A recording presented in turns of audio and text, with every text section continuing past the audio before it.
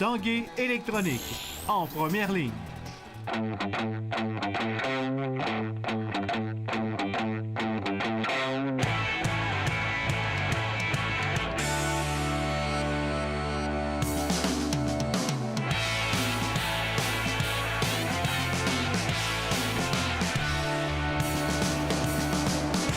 Bon mercredi, bienvenue à l'Esprit sportif. C'est confirmé, il y aura un gros programme de boxe en janvier ici au Centre Vidéotron. On en reparle un peu plus tard dans l'action. On vous présente également un jeune gymnaste de Lévis, très prometteur pour l'avenir. Également les bâtons B45, fabriqués ici à Québec, en vedette à la Série mondiale. Mais d'abord, parlons des Remparts de Québec qui, ici sur la glace du Centre Vidéotron, accueillaient ce soir la visite des Moussads d'Halifax. Il n'y a qu'une minute 53 secondes d'écoulées au match quand les visiteurs inscrivent le premier but de la soirée. Le tir de Jockton Cheney dévie sur la jambière du défenseur Gabriel Villeneuve. Derek Baribeau n'y peut rien. 1-0 Moussad. Dans une deuxième période sans histoire, les Remparts obtiennent peu de chances de niveler la marque. Mais c'est à 16 minutes 37 que Québec inscrit un premier but. C'est à 4 contre 4.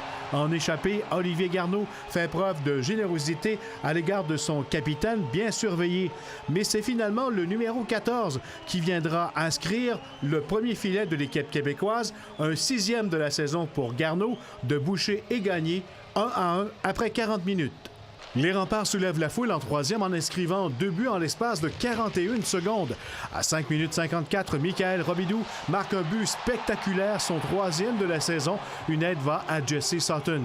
Puis c'est au tour de Philippe Kourachev de mystifier la défensive adverse avec une brillante feinte qui conduit au 8e filet du capitaine Mathieu Boucher. 3-1 Remparts. Et même si Halifax tente de les intimider, les joueurs des Remparts sortiront grand gagnants de ce premier d'une série de 3 matchs à domicile cette semaine en l'emportant 3-2. Je pense qu'on a quand même eu une bonne première période. On n'a pas donné grand-chose. C'est les 2 buts aujourd'hui, c'est deux rondelles déviées. Derek était très solide. Puis on était plus dangereux, plus menaçant en deuxième, puis évidemment en troisième. Non, c'est une période de je pense que c'est 2 minutes là, que ça s'est fait vite. Puis souvent, le hockey, c'est le même. Là, c'est de prendre les chances que tu as puis d'en profiter. Puis c'est ça qui est arrivé à ce soir. Fabriqués dans la région de Québec, les bâtons de baseball B45 sont de plus en plus populaires dans les majeurs. Cette année, 60 joueurs en ont commandé. Ils sont également populaires à la Série mondiale, alors que présentement, Jock Peterson des Dodgers a frappé 3 coups de circuit avec les bâtons fabriqués ici, chez nous.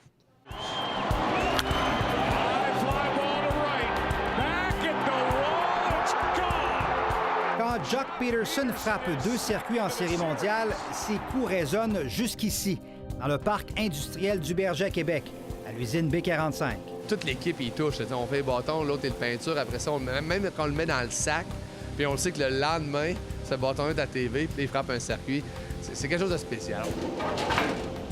C'est Olivier Lépine qui avait d'ailleurs mis la touche finale au bâton du joueur des Dodgers, alors que celui-ci avait passé la commande à peine quelques jours avant le début de la Série mondiale. Les séries mondiales commençaient le mardi soir et le samedi soir, on avait déjà la commande. On a fait des pieds et des mains pour arriver à lui livrer les bâtons. Partait de Québec. Le soir était le lendemain matin à Los Angeles. Ça fait une quinzaine d'années que B45 produit des bâtons de baseball. À sa première année de production, une centaine de bâtons à peine. Aujourd'hui, on parle de 20 000 bâtons de baseball par année. Et les clients dans le baseball majeur ont une grande influence. Nous, on trouve une façon de se servir de cette visibilité-là qu'on a sur l'Amérique du Nord et même le monde en entier pour faire savoir aux gens que nos bâtons sont utilisés par Jock Peterson qui a frappé 2 circuits en Série mondiale. Donc c'est sûr que pour nous, c'est important, puis ça devient un outil de vente, puis un outil aussi de crédibilité envers la marque, envers les bâtons, pour justement là, aider à ce que ça se traduise en vente éventuellement. Il y a Jock Peterson, mais il y a aussi une soixantaine de joueurs des majeurs qui utilisent des B45, comme Carlos Gonzalez, Jonathan Lucroy, Bryce Harper et des retraités qui ont encore des retombées pour B45. L'Acadien Matt Stairs, à Fredericton, on vend des bâtons depuis ce temps-là, depuis que Matt Stairs, comme je dis, a frappé un circuit sur la Lune.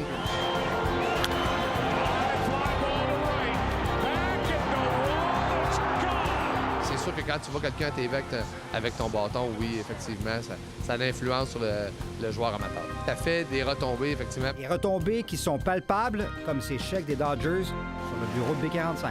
Stéphane Turcot, TVA Sport, à Québec. Après la pause, un gymnaste très prometteur, Thierry Pellerin.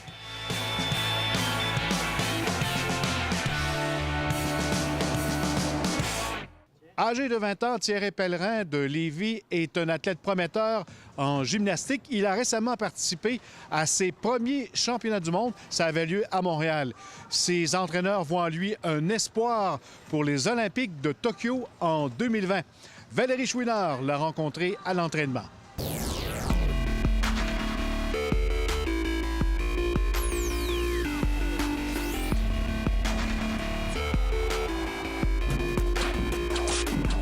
Thierry, tu as participé au début du mois d'octobre dernier à tes premiers championnats du monde. C'était à Montréal. Comment tu as trouvé ça?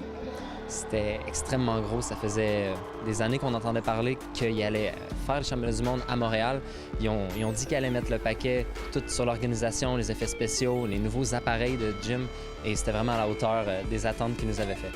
C'était ma première année internationale, donc il y avait des athlètes que j'avais déjà vus en Coupe du monde, mais c'est sûr que tout le monde réuni là, c'était extrêmement gros. Parce que certaines fois en Coupe du monde, des pays envoient des athlètes pour les tester, comment ils réagissent à l'international. Par contre, au championnat du monde, qui arrive une seule fois par année, les pays envoient vraiment leurs meilleurs athlètes. Donc c'était vraiment l'élite du monde qui était ici, donc c'était vraiment impressionnant, mais aussi motivant.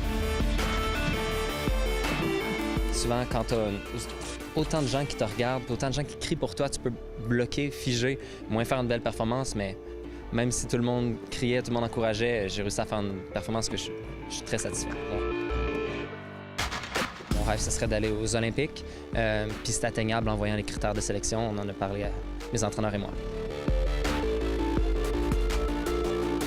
J'ai confiance en Thierry. C'est possible d'y arriver. Avec ce qu'il a démontré jusqu'à maintenant, le progrès qu'il a fait depuis 2 ans, c'est fort possible qu'il y arrive. Allez. On établit des stratégies pour développer le plus possible vers les Jeux olympiques. Comment tu te prépares? C'est surtout dans la composition des routines et dans certaines compétitions qu'on va viser et qu'on doit performer. Donc on vise des compétitions à plusieurs endroits, plusieurs continents pour se faire connaître. C'est sûr que pour arriver en compétition, faire la charge de travail qui est demandée, c'est beaucoup de routine. Beaucoup de parties de routine, beaucoup on appelle ça peaufiner les éléments, fait que les rendre parfaits. Tout ce travail-là, évidemment, il faut prendre en considération les blessures, la quantité de travail qu'on peut pas tout le temps faire à tous les jours, que des fois on est obligé de reporter. Fait qu'on essaie de pas trop reporter, tout le temps faire un minimum. Mais c'est le genre de travail qu'on fait au quotidien. Puis c'est sans oublier non plus tout le travail d'ajout de nouveaux éléments qui s'en viennent, qu'il faut quand même travailler à côté. Thierry, à son niveau, lui, il veut avoir une note de départ comparable aux 4-5 meilleurs, aux arçons au monde. Fait que pour ça, il faut encore augmenter puis ajouter des nouvelles choses. Fait que c'est tout ça à prendre en considération, mais quand on est en préparation de compétition, l'objectif numéro 1, ça reste tout le temps la préparation de compétition. Fait qu'on fait le maximum pour que ce soit parfait. Je veux faire environ 4 Coupes du monde par année. On parle d'Azerbaïdjan, Qatar, Allemagne, Hongrie. Je vais essayer dans toutes ces compétitions-là de qualifier en finale, voire un podium. Et peut-être dans une des compétitions, soumettre un mouvement à mon nom que j'aurais inventé au cheval d'arçon. Justement, parle-moi de ce mouvement-là. C'est assez original de dire je vais inventer un mouvement puis je vais lui donner mon nom. Oui, inventer un mouvement comme ça puis lui donner mon nom, ça permet de se faire connaître par les juges internationaux. Et des fois, quand les juges se connaissent déjà, ils peuvent s'attendre à une belle routine. Ça peut jouer en ta faveur. Veux pas, c'est un sport le plus objectif possible, mais c'est des juges. On a établi un plan pour certaines compétitions en Coupe du monde, en événements internationaux. Évidemment, ça serait bien de se classer pour les championnats du monde en 2018 et en 2019. Mais il y a plusieurs façons différentes d'atteindre les Jeux olympiques en 2020. La spécificité, c'est le cheval d'arçon. C'est moins de la force, mais plus de l'endurance musculaire parce qu'il faut tenir une routine entre 40 et 45 secondes sans tomber, sans arrêt. Dès qu'il y a un mouvement qui arrête, même si c'est à l'équilibre, tu vas perdre des points. Donc sans arrêt, toujours en balance sur un seul bras quand tu fais des cercles. Des fois, c'est sur poignée, des fois, c'est sur 2 poignées, 1 poignée sur le cuir. Ça, c'est fait sur le long. Il faut toucher à les 3 parties du cheval. Vraiment, c'est mettre beaucoup l'emphase sur la qualité des jambes.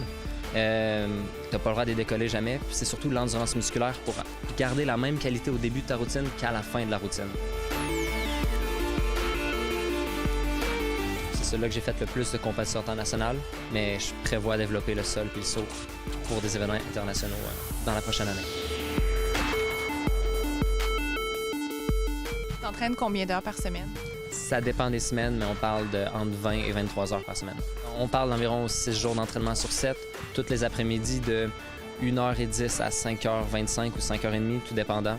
Et des fois, je me donne congé le samedi et le dimanche, mais sinon, c'est seulement le dimanche.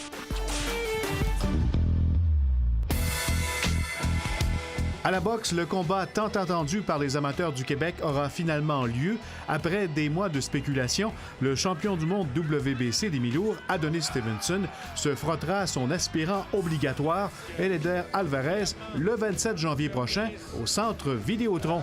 Le promoteur des 2 boxeurs, Yvon Michel, a confirmé le tout au sortir d'une rencontre avec les dirigeants de l'Amphithéâtre de Québec, précisant qu'il ne restait que quelques détails à confirmer avant que la machine promotionnelle autour du gala ne se mette en marche.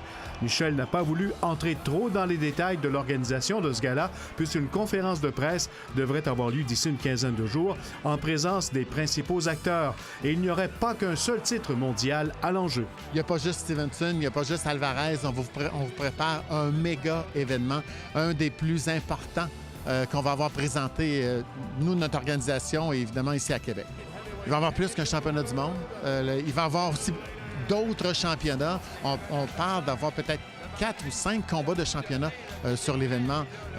Nos meilleurs boxeurs vont faire partie de la carte, mais vont aussi être testés énormément. Voilà, c'était l'Esprit sportif, encore bien rempli aujourd'hui. Soyez là demain, jeudi. Bye-bye.